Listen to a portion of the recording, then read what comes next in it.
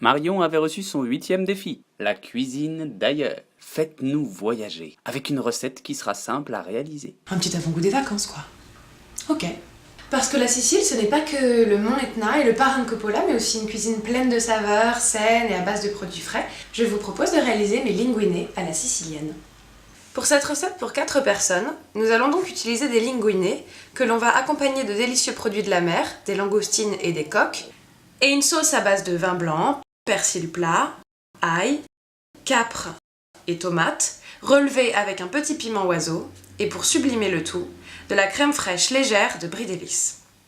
Je commence par faire cuire mes linguine dans une grande casserole d'eau salée. Je les égoutte, puis je les verse dans un plat et je les arrose d'un filet d'huile d'olive pour qu'ils n'attachent pas. Ensuite, j'émince mes 2 gousses d'ail, je cisèle le persil plat, puis je prends le piment, je le coupe en 2, je retire les graines et je le cisèle aussi. Enfin, je coupe les tomates cerises en 2. Je fais chauffer un filet d'huile d'olive dans une sauteuse et j'ajoute les coques et les langoustines entières. Puis les 3 centilitres de vin blanc, l'ail, le persil et le piment émincé, et pour finir, les tomates cerises et une cuillerée à soupe de capre. Et donc, on va couvrir et laisser cuire jusqu'à ce que les coques s'ouvrent. Là, on a obtenu une sauce délicieuse, tous les parfums se sont bien mélangés, on n'a plus qu'à y rajouter les pâtes pour les réchauffer. Maintenant, on va dresser dans une assiette et c'est là que je vous propose ma petite touche personnelle qui va tout changer.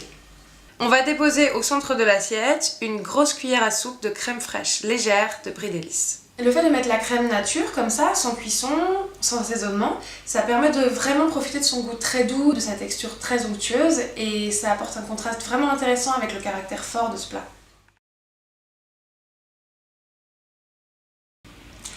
Bah voilà, j'espère que ça vous donnera envie de jeter l'encre en Méditerranée et d'ici là, bon appétit!